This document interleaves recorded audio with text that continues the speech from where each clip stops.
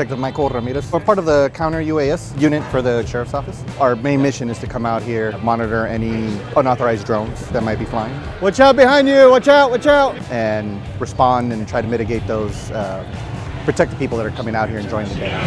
No goals in Houston, Texas either.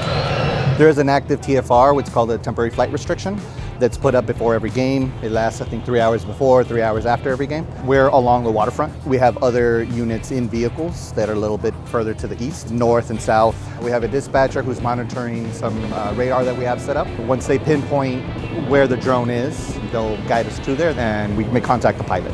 Do you know about more or less how high you were flying? The FBI is essentially seizing the drone temporarily, pending any charges or fines from the federal government. People that we've been contacting right now, it's just people who aren't aware. We have helicopters up, we have other aircraft up. The drones are flying pretty high, but those aircraft are flying a little bit low, just given what's going on.